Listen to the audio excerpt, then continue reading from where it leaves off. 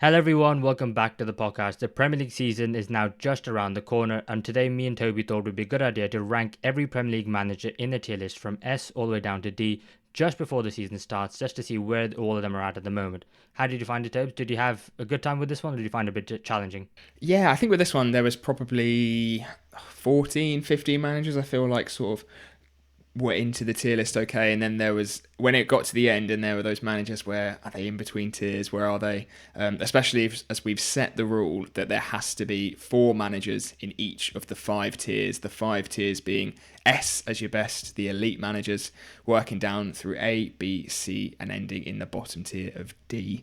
So, yeah, I wonder if we've got a similar list, if there's going to be a few little conflicts, because we are going to have to agree on a combined list, aren't we, as well? Yeah, we are, and I think that's going to make it challenging because I can imagine we've got a lot of them the same, but there's going to be just a couple where we put them a tier higher or a tier lower depending on our own opinions of them, and I think that's what makes it interesting. And I was thinking about it in terms of how we should go about doing this, but should we get the obvious one out the way?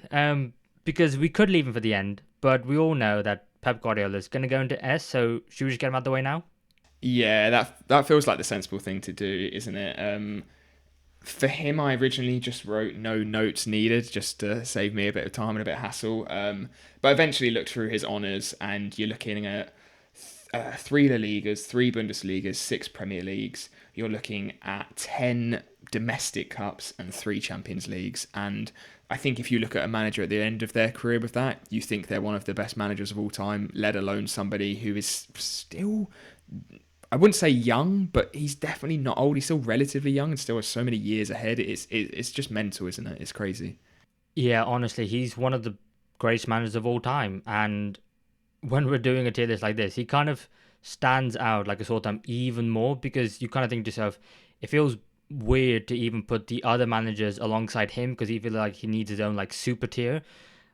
And yeah, so he's in our tier, in the top tier in S tier. But not only that, we're not going to be ranking the managers, but obviously I think it's fair to say that he is the best manager in the whole Premier League, and everyone else, they're all really good managers, but obviously Pep is just in another world. So yeah, if you see other managers alongside him, don't take it out of context. He is obviously the best manager in the league. I think that's fair to say.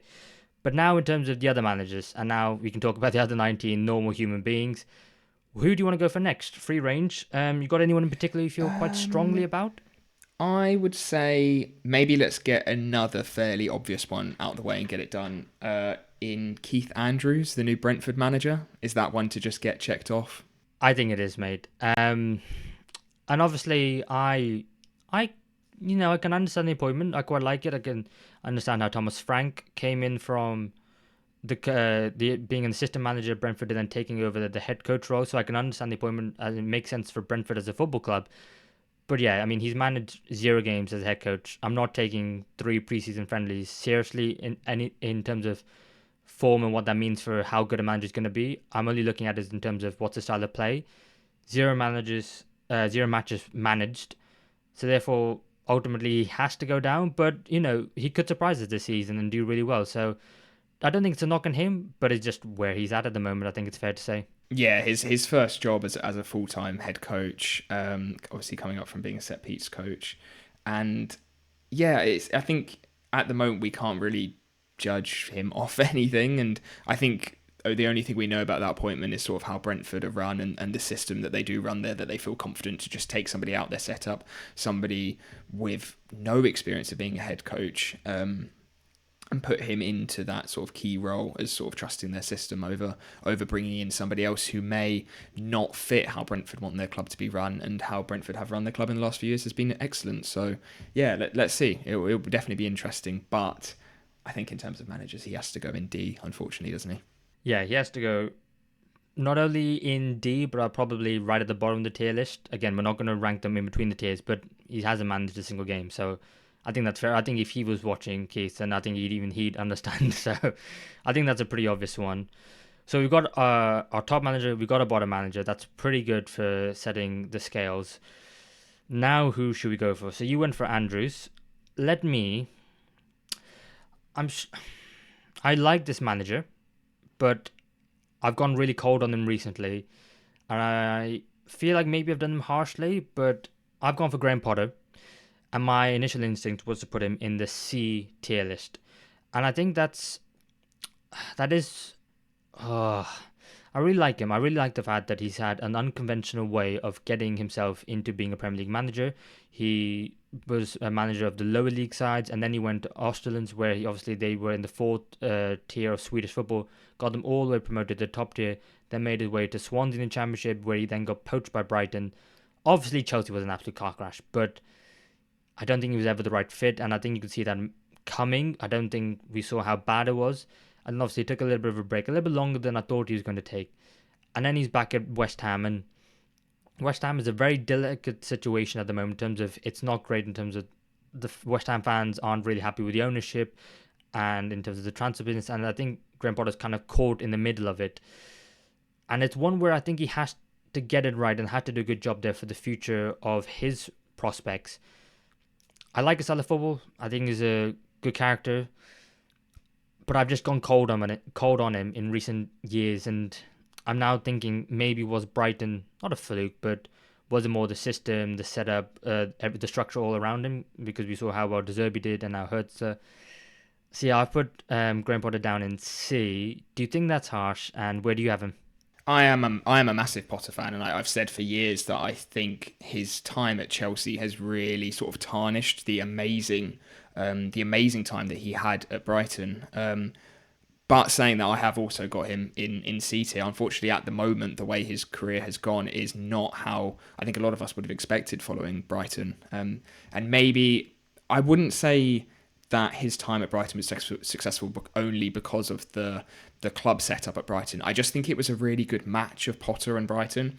And I think if Potter, after Brighton, if anywhere, had gone to somewhere like Brentford, somewhere like Bournemouth, where there's all that behind-the-scenes infrastructure that's so built on data and so built on smart recruitment, and that reflects on the pitch and what the manager can do on the pitch, I think would have been really great. And ultimately, if he would have stayed at Brighton, I think they would have been in such a good position. And maybe that Chelsea move was one a little bit too soon. It'd be interesting to see how things work at West Ham, whether he can sort of bring how he brought Brighton up from those sort of lower Premier League positions up to a solid mid-table side, which is looking like what West Ham need. But yet to see that just yet. And I think, as you said, his stock has lowered. And I think in comparison to the other managers at the moment, C seems fair to me. So that's exactly what I've got as well. Yeah, he did do a really good job at Brighton. I mean, 15th, 16th, then 9th. Then obviously the Chelsea job was just one that was too good to turn down at the time, I suppose. And yeah, I mean, we think of now Brighton as a side who are consistently competing for the European places and being in the top 10, but it's not where they always have been. And, look at where they were a decade ago. And so he was a crucial part of getting Brighton there. But yeah, I hope he does well at West Ham. It's going to be a really interesting one watching how well they do in the upcoming season. Do you have another shout for us then? One of the early shouts that you thought you felt quite confident in? Yeah, I was going to say, actually, shall we move on to Brighton's current manager, considering that we spoke about them so much in Fabian Hürzeler? Again, this is one that's quite difficult to judge, given he has a very short managerial career, but he is the youngest Premier League manager in the Premier League ever, which is crazy. He's only 32 years old after his first full season at Brighton. Got them 8th in the Prem, which is, again, really, really good. It's keeping Brighton sniffing in and around those European places, which is amazing. He's come in, signed a lot of players. I think he has changed the way Brighton have played, and I think positively as well. An amazing future ahead of him, and somebody with really high stock at the moment, you could say. I also have him alongside Potter in C tier at the moment, which, yeah, given his short career, is maybe a good compliment to him. How do you rank him? Yeah, I actually completely agree with you on this one as well. I've also got Hurstler in C, and I agree on most everything you said there. I think short career, did amazingly well in Germany with St. Pauli. Would have been nice to see how he would have done with them promoted. Obviously, he left before he got the chance to manage him in the Bundesliga, so that would have been interesting. But also, I think while he did well at Brighton, Brighton also had a very good squad that Potter and De Zerbi had built along with the recruitment staff. So I think I need to see a lot more of Hurstler's. I think his style of play, they were patchy last season, Brighton. I think it's fair to say. I think they definitely have the potential to go higher. also have the potential to go lower. So I think next season, I'm excited to see some of the new signings of last year bed in a little bit, him as well to the new league in the country, and I'm really looking forward to see how they go. But I think it is fair to say that for now, he can only go and see. Yeah, nice. So we've got Potter and Hertzler in C tier. Shall we move on to somebody maybe in your tier list that's a little bit higher? Yeah, we can do. It depends how controversial I want to get how early on in the video. Um, Come on then, let's hear it. You said it now. You can't say no, that and no. not. Okay. Not really controversial, but one that, as a name, you could maybe put high up in the tier list, well, higher up in the tier list or lower down in the tier list, depending on how you view him. Because I think maybe perception of him is a little bit mixed because he's had a little bit of a mixed time. But I think that for me, Nuno Espirito Santo could quite easily go in the very middle and be in the B tier. I think for me, when you think about the fact that he got Wolves promoted at the first time of asking after being out of the Premier League for 6 years and being in the Championship for 6 years, to then get them into the Premier League and then get them high enough in the table that they got themselves into the Europa League, that is a fantastic achievement. Obviously, he moved on from Wolves to go to Spurs. Spurs did not work out. He then moved on to Al Ittihad. Be honest, didn't watch a single minute of football there, so I can't really comment on it. But then he came back to English football, and I remember thinking at the time, wow, a little bit of an uninspiring appointment. Someone who failed at Tottenham, he's been away from English football for a little while now, and then he's come back and got Nottingham Forest, who were flirting with relegation, kept them safe, and then took him to Europe again. Another team, he's done it twice now, he's taken him to Europe. And so for me, I think to myself, he's a really good manager and one that I've maybe underestimated because he had that failing at Spurs. And it's he himself has told me that maybe I should, be willing to give managers second chances, and managers can obviously improve. But I think this is well within his wheelhouse. And where Forest finished in the upcoming season, not a clue. But if we're being honest, I trust Nuno enough that I don't think they're going to be anywhere near the bottom. And so I had to put him in B as kind of the middle tier as a solid manager because I think he is that. Yeah, I think that sums it up really, really well. And I think that key point is maybe where some of those question marks were maybe at his time at Tottenham. I think he showed real grit in that first season at Forest, especially to avoid relegation. Then to build on that in the second season and get them European football and their first European qualification in around 30 years is an amazing achievement. And it's not just recency bias as well with the Wolves work that you said as well. Yeah, I think that sums it up brilliantly. And B feels right. He definitely belongs in that category in terms of managers in the Prem. So yeah, that's exactly where I've got him too. So another nice easy agreement there. Yeah, I think I'm trying to think about why maybe my perception of him isn't great. And I think maybe because the style of played football, because it was so on the defensive, on the counter-attack, that maybe he doesn't get the props as some of the other managers who play a little bit more attractive football. And so, yeah, I just wanted to make sure I was absolutely clear. I think he's a fantastic manager. And I just think that he maybe doesn't always get the plaudits because of that. But yeah, he'll be playing, as it's now been announced, Europa League football with Nottingham Forest next season. Where should we go next then? So I went for Nuno. Do you want to give us one of your shouts? Yeah, shall we go all the way back up to the Premier League standings at least, and maybe go for the current Premier League champions in Liverpool, Arne Slot, which will be an interesting one.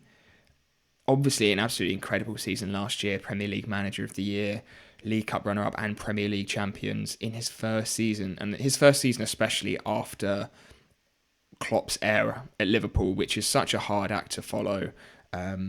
But I think the way he's done it as well is really, really key.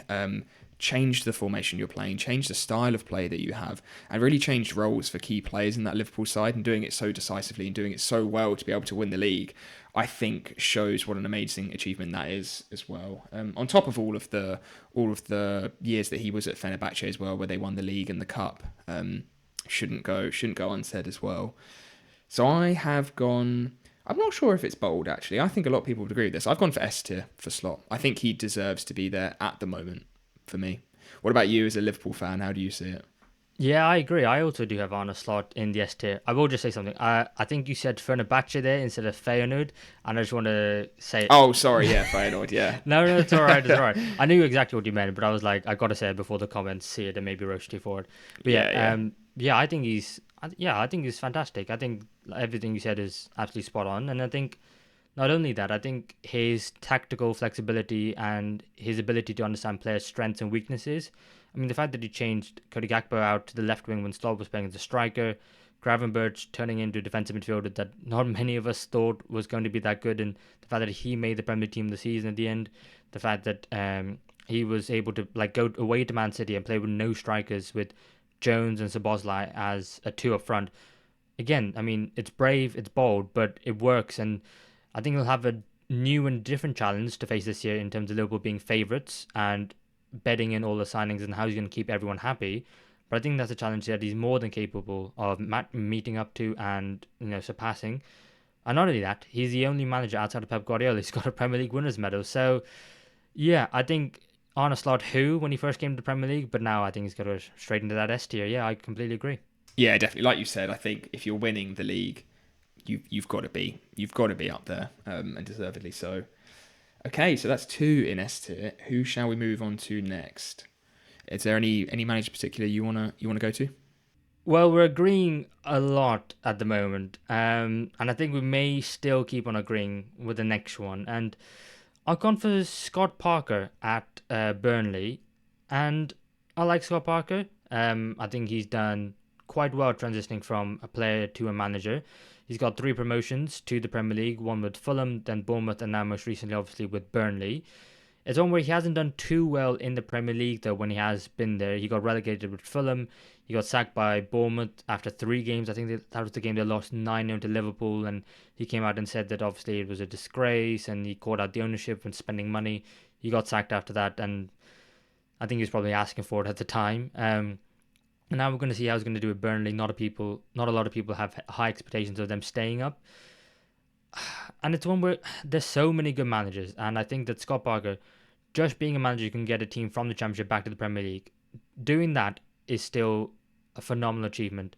But I think in terms of in comparison to everyone else, I think I have to put him in D tier. I know it's crazy, but at least everyone else has succeeded to an extent in the Premier League, and they've achieved their objectives going into the season. And I think for me that Scott Parker just maybe hasn't, and I think he has to go in D. It feels harsh to say it. Yeah, it's a difficult one with Parker because, like you said, he has had some really good seasons in the Championship, but it's been that time in the Prem with Fulham and Bournemouth have both been really, really poor. And at least with a few other names on the list, they have not, some of them not even had success in the Premier League, but being able to be consistent and not be poor in the Prem is at least better than that. And I certainly think he's a manager who will grow, and I think he needs. I think what would be really good for Parker is to take over a job where it's not transitioning from the Championship to the Prem and really see how he does in a team that's already established in the Premier League. And I think he would have a much better time there. And this season with Burnley, it may be another case where they do struggle to transition after an amazing season in the Championship. So at the moment, I would also have Parker in the D. But for me, he is alongside a few other names, one of those to really keep an eye on for years to come. I definitely think there's a good manager in there that maybe just hasn't broken through to that sort of like top class bracket just yet. So I would agree with D. Yeah. All right, Scott Parker in D then. And while we're there, should we do the other 2 newly promoted managers as well? In Regis Labrie. Should we start with Regis Labrie first from Sunderland? Because I like with all the newly promoted managers, I think he's done an excellent job. I mean, he spent 7 years as Lorient reserve head team coach, spent 2 seasons in terms of being the first team coach, finished 10th in Liga, then got them relegated. Obviously, he moved on, then moved to Sunderland, and he got Sunderland back to the Premier League. And I really, really like him. And I think in terms of Sunderland's chances this season, I think they're going to be the one that maybe have the best chance of the newly promoted side, especially considering the signings that they made, how it all fits together. That's one that we're going to have to wait and see. But again, I really like him. I just struggle, in comparison to everyone else, to put him anything higher than D. Yeah, and again, I'm going to have to agree. And there's not really much more to add on that. I think he in terms of Sunderland, I think the jump that they've made up in recent years has really been sped up by him being able to get them through into the playoffs, and they were, especially towards the tail end of that season and in the playoffs themselves, Sunderland were excellent. And they've made some really good signings, some really smart signings as well in terms of the club in young players that, if they do get relegated, hopefully they won't, because they are a fantastic club, and it'd be great to see a promoted side stay up that they could sell on and sort of for the long-term vision of the club. But yeah, at the moment, short managerial career in terms of full-time positions, he would have to go in D. But if he's able to do an amazing job and keep Sunderland up, then I think that would be a really incredible achievement, I think, given the last 2 seasons we've had all promoted sides go straight back down. Yeah, and based on everything you said there, is it fair to say that you've also got Daniel Farke in D as well? Yeah, unfortunately. With Farke, we do have a little bit of a bigger sample size to go off. He obviously was at Norwich for a number of years where he won the champ. It's the same position, similar to Parker, where he won the championship, fantastic there, struggled once they got into the Prem. A bit of a mixed time at Gladbach, finishing mid-table with them and a sacking, and then with Leeds.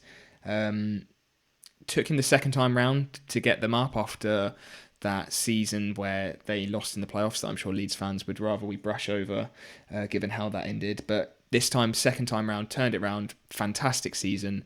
And at the moment, it's another one of those where I think we're just going to have to see this season really what Farke and Leeds are made of before we can make too much of a decision. So for now, yeah, got to go in D for me, unfortunately. Yeah, very similar record, like you hinted to Scott Parker. Both got 3 promotions back to the Premier League. And again, I think you can have a very good managerial career just getting teams promoted from one league to another. I think a lot of teams outside of the ones already established in any top tier country will just be like, do you know what, that's a great job, we'll happily have you. But I do worry about his maybe limitations. I hope he's learned from his previous time in the Premier League. We're going to have to wait and see. Leeds look like they're going to be a little bit more physical based on some of the profiles of the players that they bought. They bought a lot of tall lads, although they did play really attractive football, but they were quite a small side last season in the Championship. So how it all unfolds, we'll have to wait and see. But I think it is fair to say that all the newly promoted managers have to go down in the D category. If you don't mind, I just want to ask you one question. How do you think the stock of those newly promoted managers would rise if they were to stay in the Premier League, if any of the teams were to stay in the Premier League, like you said, because with all the last 2 seasons, all 6 teams going back down immediately? Oh, massively, yeah. I think it's a different league that we're in at the moment. I think a lot of the time, managers wouldn't get much credit for staying in the league. It would be more about that second season is where we would really look at them and see, okay, they're in the league. What can they do now? And it used to be where that would be the season where teams would struggle. I remember when Sheffield United came up and had that incredible season under Chris Wilder before having an absolutely awful season the second time round. And now it seems to have completely flipped where, yeah, teams aren't even getting that opportunity for a second season. And I think the gap between those promoted sides and the Premier League mainstays is widening, and it's becoming a really good achievement to be able to stay in the league. And I wouldn't be surprised if any of these managers do stay in the league, that the teams will try to poach them off them, because it is such a difficult thing to do at the moment. Yeah, you'd have the entirety of English football giving them all the plaudits in the world, and they would thoroughly deserve it. And I really do hope at least one of the new promoted sides can stay in the league, because otherwise it probably already is. But I don't want the Premier League to be a closed shop. I don't want to see the same 3 teams get relegated, 3 teams get promoted, and then it's not competitive, it's no fun. And you got all the teams then in the lower leagues of English football just being like, what's the point of getting in the Premier League at that point? So yeah, really rooting for the new promoted sides this season. We need to fill out this tier list a bit more, don't we? So now that we've done all of our 4 teams in the bottom tiers, so no one else can go in there, I am then going to go with someone who I feel, well, I've said this a couple of times, that I feel like someone I've done a bit harshly, and I want to get your thoughts on it, because I've put Marco Silva, the Fulham manager, down in C. And it feels harsh because I think he's been sacked by numerous clubs for it not working out, especially in English football, which maybe taints his image a little bit more, because he got relegated with Hull after being there for half a season, then got sacked. He was at Watford for half a season, then got poached by Everton. He was at Everton for 18 months, and the full season that was there, he finished in 8th place, which is really, really good. But then when he got sacked around Christmas time, I think Everton were 18th in the Premier League. So I think obviously based on where they were the previous season to where they were, that was deserved. And then obviously he took a bit of a break, and then now he's at Fulham again. We got them promoted, and they've stayed in the Premier League for the last 3 seasons now. So it's a really good showing. But I wonder if, because of the fact that he's been in English football so long, and because of the fact that his style of football isn't deemed as sexy or attractive or tiki-taka, that maybe people don't have as good a perception of him. And maybe I'm trying to think of maybe that's why I've got that perception of him, because I really like him as a manager. I think Fulham are going to have another really good season. But I couldn't fit him any higher than C, and I feel like I've done him a bit harsh. But what are your thoughts on him? Yeah, this position in C was a similar one for me. I wanted to get Silva in to B, and I think if we didn't have this restriction of the 4 managers in each tier, he would be in there for me. But I also had him in C, and I think part of that was down to, as you said, the mixed career that he did have before Fulham. However, recently, yeah, they have been fantastic. He got their record points in the Premier League last season with 54, which is a really, really good achievement for them. He seems to be building a really good project there at Fulham that is going to maintain them at that mid-table level for now, and who knows, one day even potentially pushing up towards those European places. They've certainly got the quality to be able to do so. But that's the thing, I think, with the managers who are likely to probably be above him, I just couldn't get him above them either. And as you said, maybe is that down to because they're so sort of consistent at the moment, Fulham, and they haven't had a crazy breakout year like somebody like Nuno was able to do at Wolves and Forest, that maybe Silva is waiting for that to be able to be needed, to be able to be plausited as one of the sort of top managers in the league. Yeah, if he gets Fulham into Europe or another team in the future, then I think we can start saying, okay, you know what, this is a little bit different. But at the moment, it feels like they just fall a bit flat, and we don't often talk about this anymore, but it feels like Fulham are on the beach always with 10 games to go because they do really well, and then it just tails off because their hearts aren't really in it. So yeah, that's another agreement. So that makes 10 managers halfway through so far, and we've agreed on every single one. We need a little bit of controversy, otherwise the viewers are clicking off. Tell me your most controversial one, do you think? Okay, this is probably a good transition actually as well, following sort of the discussion we've had about the newly promoted managers, and a manager who has got a team promoted, has made them a Premier League mainstay in Brentford, and is now moved on to one of the big 6, and that's Thomas Frank. And for me, this definitely could be a case of a manager that I personally maybe overrate, because I think he is absolutely superb. I think he is one of the best managers in the league. I think the job he has done at Brentford, how he has done it, and on the budget they've done it. And I think with some clubs, in terms of the way that they build and they work, and they get a manager to suit that. I think Thomas Frank is the one who has really done so much work behind the scenes in getting Brentford to be one of the most forward-thinking clubs in England in terms of the way that they run and the way that their recruitment works is amazing. I'm not sure how it's going to apply to Spurs, and I hope he does a good job, because I think he's an exceptional manager. I just hope this is not a case of, again, Graham Potter going to Chelsea and that Frank has a really good time at Spurs. And I have put him in A. I think for me, he has to at least be in there. But again, that just might be because I really, really like him. So I'm intrigued to hear what you've got in this one. Mate, as an Arsenal fan, you're not meant to be saying that. You're meant to say he's the worst manager in the world. That that has surprised me a bit, I'll be honest. I did not have Thomas Frank in A. I had him down in B. So we're going to have to come to some sort of compromise there. But I think the reason why I had Thomas Frank in B over A is I completely agree with everything you said. I think he is extremely forward-thinking. I think he has been a huge part of Brentford being successful, getting promoted, and then staying in the Premier League, which, as we talked about with the newly promoted sides, is something that's incredibly hard to do. Finished 13th, 9th, 16th, and 10th. Why isn't he in A? I think for me, and I don't think he could have done anything differently because I think of, like you said, the resources financially, where he's at in terms of Brentford, the expectation that's on Brentford, the size of the club. Everyone for me in S or A is a manager who, oh God, how do I even say this? Is a manager who's either competed at the highest level and won things, or is someone who's had longevity, which Frank has had.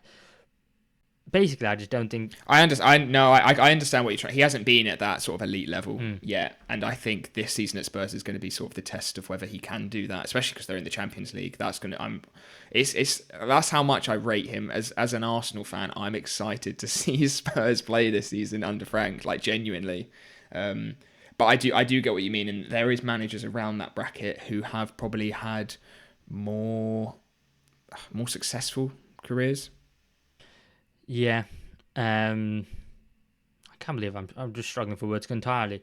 I think for me, if were Brentford always going to be making that step up, and that feels incredibly harsh to say. That's kind of like with Graham Potter and Brighton to say that, oh, because of the finance and the structure. And you still have to give the manager a huge amount of credit because they're the ones who have to gel that squad together, pick a team week in, week out, and they're in the trenches.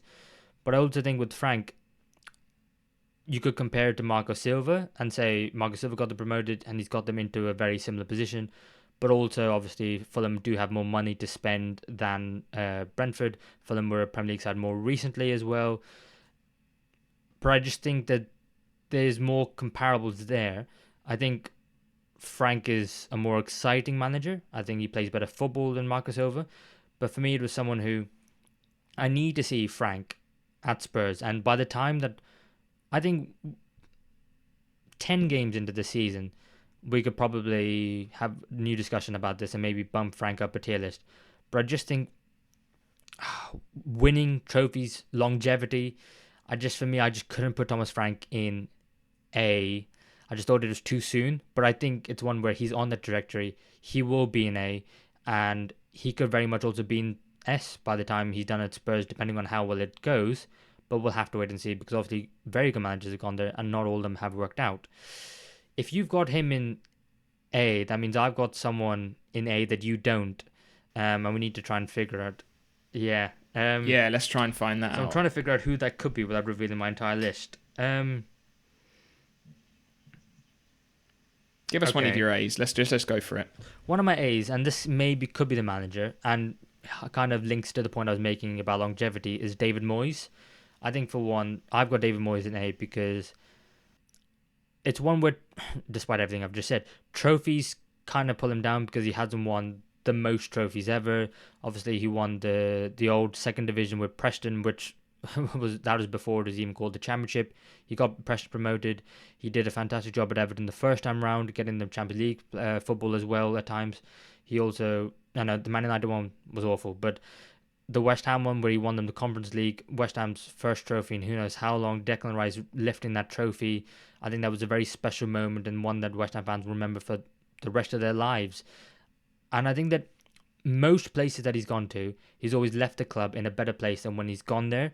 And sometimes his style of football isn't the most attractive. It's not like an Iraola or a Frank. But I think that it's one where he is functional at times. But his Everton side, the first time round, was incredibly exciting to watch. Who doesn't remember Leighton Baines and Seamus Coleman running up and down those two flanks as the fullbacks? The plethora of different great attacking strikers that he had, number 10s that he had, who were always linking up play. I think David Moyes, the trophies may drag him down, but for the longevity that he's had and the amount of different clubs he's done it for, Sunderland, I didn't even mention there, he even went to Real Sociedad. I think it's worth putting David Moyes in A, and so I've got him in A, and I think maybe he's the one that you don't have in A. Unfortunately, not, mate. No, I've got him in A as well. Yeah, as you said, I think the achievements he's done and where he's done them speak volumes. 3 times League Managers Association Manager of the Year when he was at Everton, got them Champions League football as well, which was amazing. And yeah, that Conference League win at West Ham and the way that he completely changed their fortunes. I think if you would have said that to West Ham fans 10 years before they won it, they would not have believed you to be able to win a European trophy. And I think the way his time at West Ham ended has been a real dampener recently, especially. And I think he's gonna be the one to push Everton back up to where they belong and not be fighting relegation anymore. Because he is a fantastic manager, and that's why he has been around for so long. So yeah, he's A for me as well. Unfortunately, as we were trying to find one that maybe he wasn't in. Okay, maybe I'll add another column to the tier list and just put like undecided. Okay, in that case, where have you got, let's say, Andoni Iraola, Bournemouth? Yeah, again, this is another manager that I really like. And if, for example, Arsenal didn't have a manager and we didn't have Arteta, he would be somebody that I would be looking in as somebody who I think is going to be in that next wave of young managers. The job he did at Rayo Vallecano was exceptional, taking them out of that second division, getting them into sort of mid-table in La Liga and getting them far in cup competitions, which was really exciting for them. And Bournemouth took a punt on him. He hasn't had the longest career, still really young. And that first season at Bournemouth, getting their record points total, absolutely superb. Looks like he's going to carry on building it this season. And I think even with all of those losses that we hear that Bournemouth have had, especially defensively, I still think he's going to be able to do a great job. And I have got him in B tier, which I'm not sure if I'm not sure. I've just got him in B tier. I don't know what to think of that really. What do you think? Yeah, I've also got him in B tier, the B tier. But because you spoke so highly of Thomas Frank, I was wondering maybe you were thinking along the same lines with Iraola. Maybe you bumped him to the A tier. It'd be interesting because I agree. I think defensively that they will be fine. I think that the main important thing for Bournemouth in the upcoming season is to keep a hold of all their attackers because the defence can sort itself out. And I think Iraola will fix it and do another amazing job. I mean, if we're looking for maybe differences, he was at Rayo Vallecano previously. He got them, I think, 12th and then 11th. Did a great job for them. Got them promoted in the first place. So he's a manager who clearly has experience abroad and in the Premier League, and he's set just for the top. It'd be interesting though. If Iraola got the Tottenham job and Thomas Frank didn't, would you have had Frank in B and Iraola in A? Just a question. I think at the moment I probably would have had them the same. I think for me what gets Frank up into that A was the way that he took Brentford from the Championship all the way up to the Prem. And now it feels, well, maybe not at the moment with them losing Frank and losing some of their key players, that it felt like they were the next team that maybe were going to be pushing for those European places with the way that they were playing. Whereas Iraola, I think the job he did at Vallecano was so good, but I think with Bournemouth, he's come in at a better time for Bournemouth than maybe Frank did at Brentford, if that makes sense. And a few more seasons for Frank over Iraola is what pips it for me. But yeah, in a couple of years, Iraola he's on track to be one of the top managers. Yeah, I can see him at Manchester City after Pep Guardiola leaves. It depends how obviously the time from now to when Pep leaves, how that goes, because anything can happen in football. But that's one I've got an eye on. Okay, so we still don't know where Thomas Frank is going yet. Since we got 4 on the bottom tier in Keith Andrews, Scott Parker, Reggie Labrie, and Daniel Farker, and then the 3 in C tier of Graham Potter, Fabian Hertzler, Marco Silva. Should we finish that tier off, and then we can focus on the top 3? For me, that last name in the C tier, I've gone for Vitor Pereira at Wolves. It's one where I really like the job that he did at Wolves. I didn't know a whole lot about him before he came in. I thought that it was probably going to work out because he was Portuguese, but I didn't know much more about him. But the fact that he's got 14 different clubs in 20 seasons is absolutely mental, with Shanghai Port FC being the one where he spent the longest amount of time with 3 years. And he's a highly decorated manager, but I just don't think that... I think the fact that he has bounced around at loads of different clubs, that to me is a little bit of a red flag, because if he was so successful, obviously he would have stayed at those clubs, and then also he would have been poached. But it's always him leaving or getting fired or leaving by mutual terms.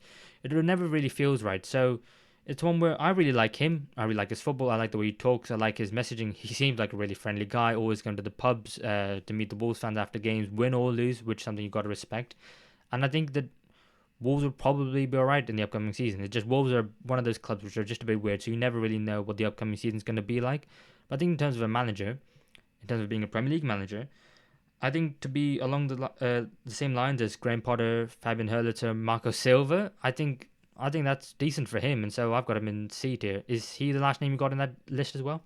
Yeah, I'm agreeing with you on that one. I've also got him in C. Not even had a full season in the Prem, and I think he did a really good job turning, as you said, turning Wolves around. 9 points from their first 16 games, and he got them up to 42 points overall, which I think was a really good achievement, and especially the position that it looked like Wolves were going to be in. But as you said, yeah, crazy rollercoaster of a career before with Saudi and Olympiacos and various clubs. Yeah, I've got him in C as well. Not much more to say on that one. I think you summed it up really well. Yeah, fair enough. And then we'll move on. Then we'll try and move on to the next one. And I think I've realised, I maybe where we've gone a bit different, because if you've got, actually no, that doesn't make sense. If you've got Thomas Frank in A, where have you got Enzo Maresca? This was a really difficult one for me to place. I had no idea where to put him, to be honest.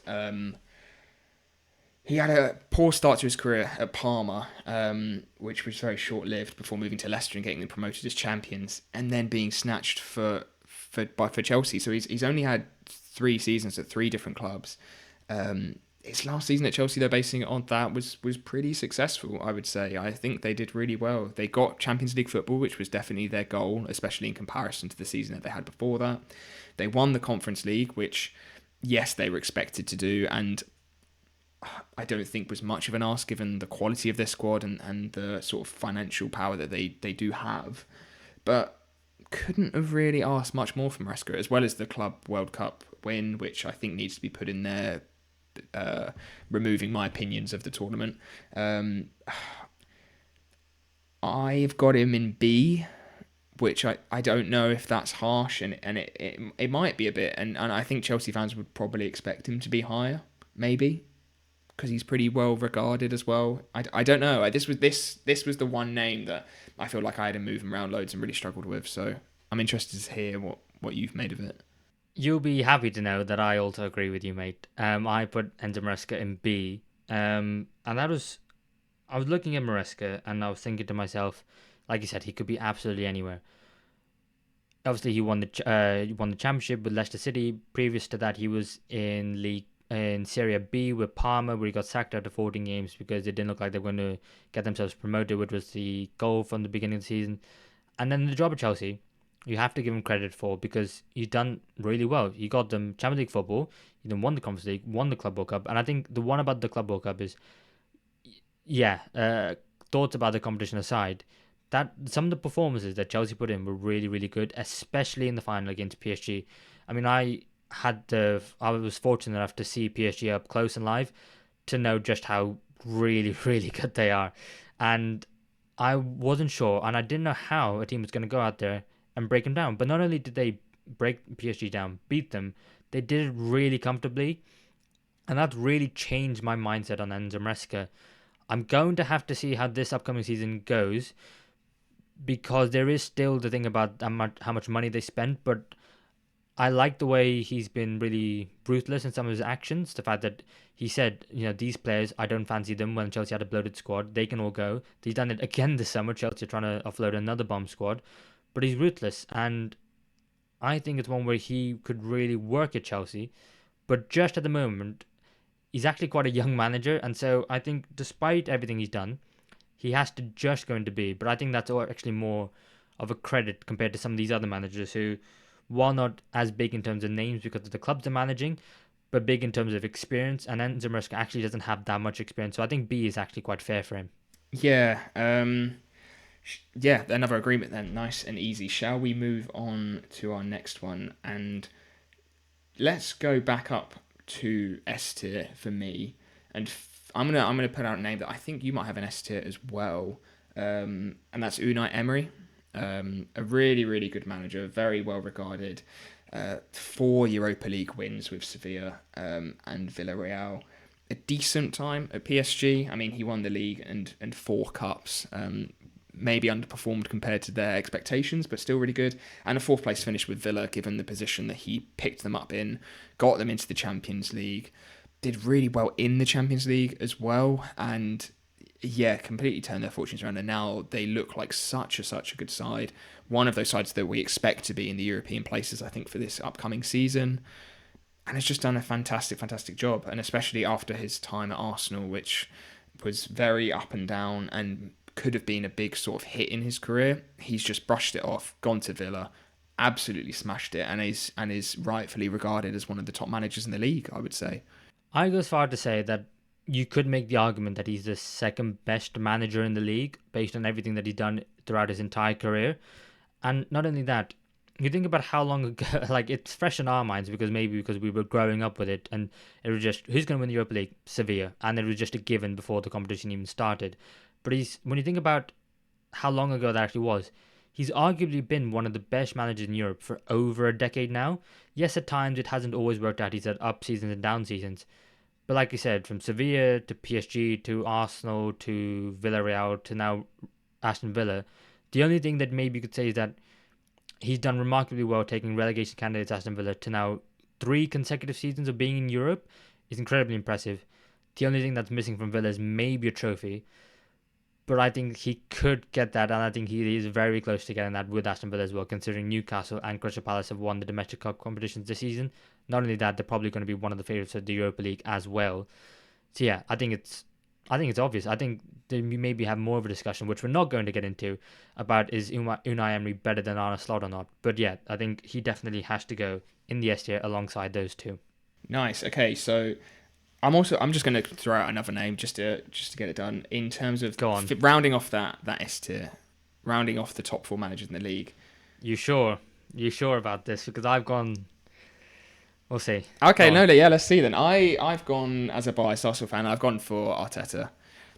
I would, as you said with Emily being second, I would say Arteta is probably 4th best manager in the league. And I think when you put it in that context, it's not a crazy statement.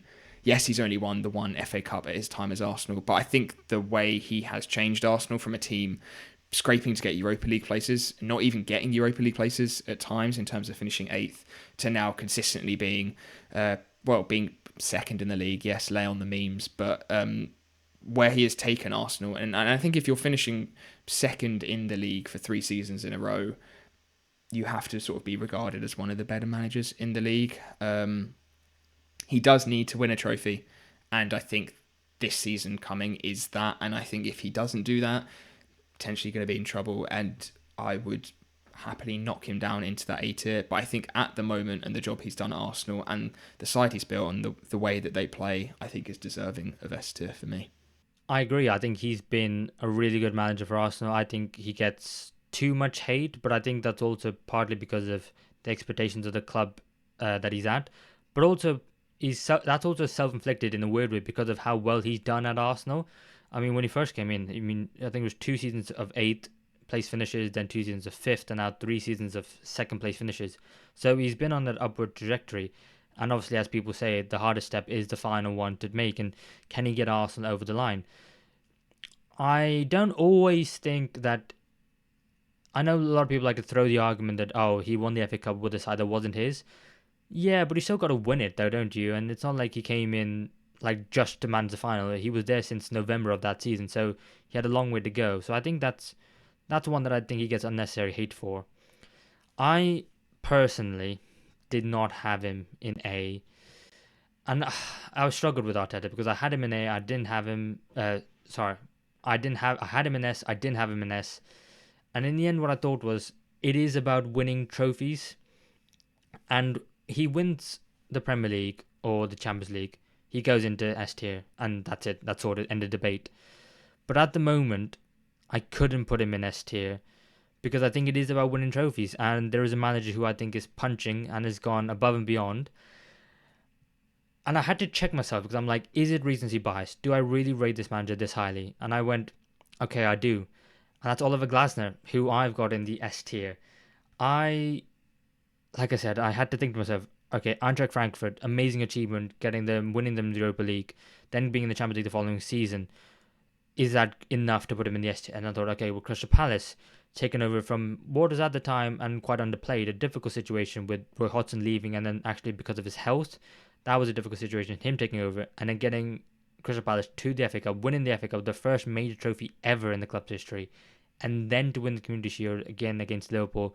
And I'm checking myself because I'm like, is it recency bias?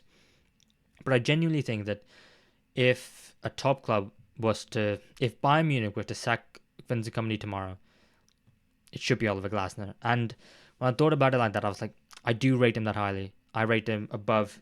So if I'm putting in S tier, I rate him above Eddie Howe. I think I rate him above Arteta at the moment. But that's if Arsenal. This is based on now and Arsenal not winning anything. Go on. Tell me what you think. Yeah, no, I've got Glasner obviously in A, and he is at the moment top of that A. Yeah, like you said, you've summed it up really well. I think just to be able to win the FA Cup with Palace on its own is such a good achievement that it absolutely shoots him up any list. And if anyone is going to be swapped out of S, it would be Arteta.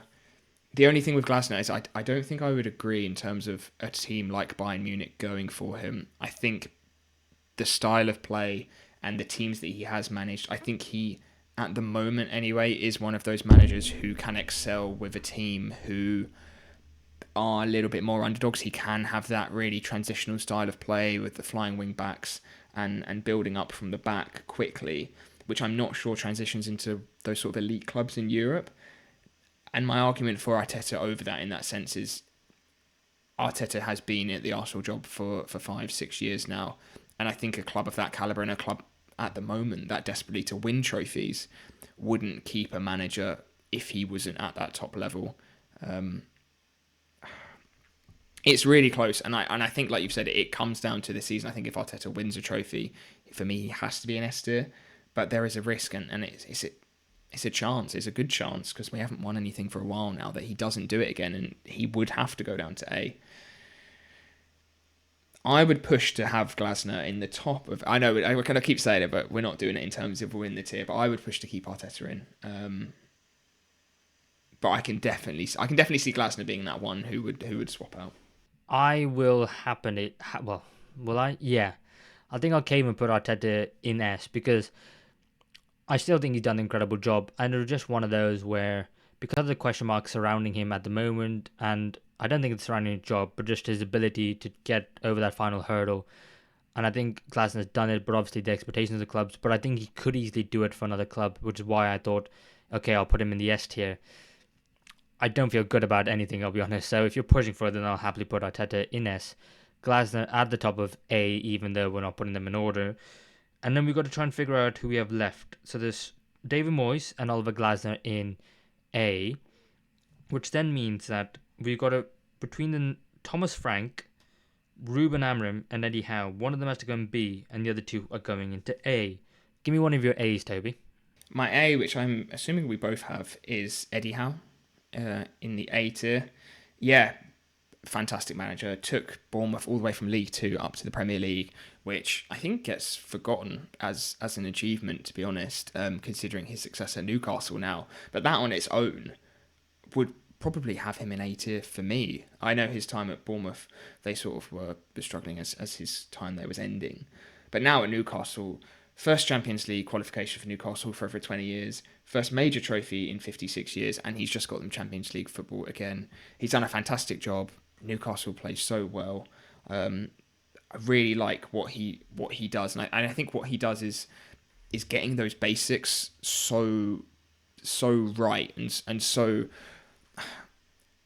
What's the word to describe? There's nothing ridiculously fancy about the basics that I think he has in his style of play, and I think he is such an efficient manager is the word that I'm looking for. So yeah, for me, easy A tier for Eddie Howe. Yeah, I think Eddie Howe was an easy A tier. He was one that I'll be honest, I was kind of flirting with Glasner and Arteta as well, just because of the fact that I don't think you can underplay the job he did getting Bournemouth all the way through the leagues. I love the fact that he literally started right from the bottom, League 2, League 1, the Championship. I mean, left halfway through and joined Burnley, came back, then got them back in the Premier League. Yes, he got them relegated as well, but then to take over the Newcastle job and then to get Champions League football twice in the last 3 seasons, I think is a phenomenal achievement. And then also the Carabao Cup as well. I think winning trophies matters, and I think for him to have that monkey off his back, and then you can look forward to what's the future of Newcastle. Even though the transfer window doesn't look great for them at the time of recording, I think he's done a fantastic job. So yeah, I think Eddie Howe in A, which then leaves us with Thomas Frank and Ruben Amorim. So if you've already revealed that you've got Thomas Frank in A, that means you've got Ruben Amorim in B, and obviously I've got them the other way around. So Ruben Amorim, why have I got him in A? I think for me, he's had a shocker of a first season at Manchester United, and arguably another manager at another club, or even at Manchester United at a different time, he would have been sacked already. Finishing 15th in the Premier League last season and losing the Europa League final was simply not good enough. But I think for me, Man United need to hit a rock bottom, and that's probably it. And now that he's hit rock bottom, he can improve on that. And I think in the upcoming season, United are going to have a really good one.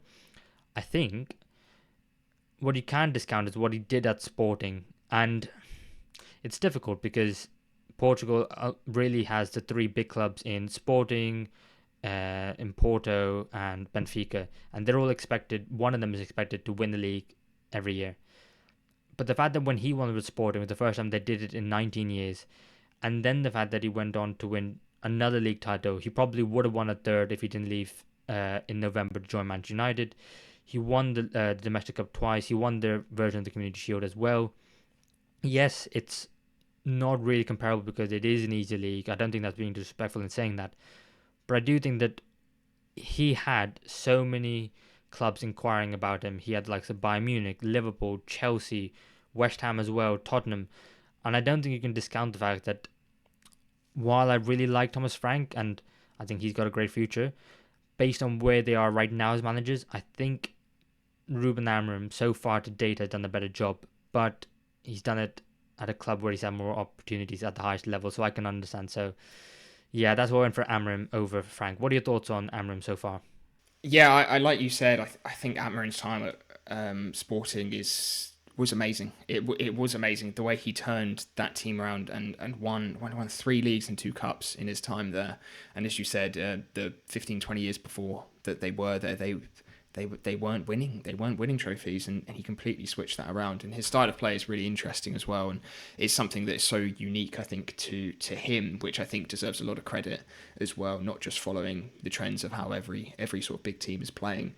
I just think that last season with Man United is such a dampener and was so poor that's what knocked it down to be for me.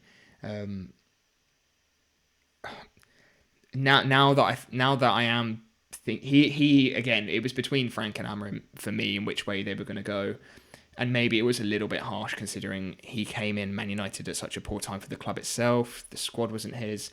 This will be his first, I think. It was his first opportunity maybe to judge him a little bit more fairly, and I think they will be better this year. And I think with the way that his style of play works, it does need time, and it needs like a full pre-season and a full squad ready to learn, and that's something that hopefully he'll have at Man United this season. Mate, if you conceded on Arteta, I'm happy to concede on this because I do really rate Amorim. I think he will do well at United and was so good at Sporting, and maybe my love for Thomas Frank and football data maybe skewed things a little bit there. Mate, again, you're an Arsenal fan. Remember that. Yeah, I think with Amorim, he definitely still should have done better than what he did in the league. But I think Man United, at where they are at the moment, are an absolute mess. And what he walked into, he didn't want to walk in halfway middle of the season. He wanted to join at the end of the season, have a full preseason. He didn't get that. The opportunity was too big. He had to take it. I get all of that. But I also think that, yeah, you just can't discount what he did at Sporting previously. And Thomas Frank could be in the job longer than Ruben Amorim at Manchester United.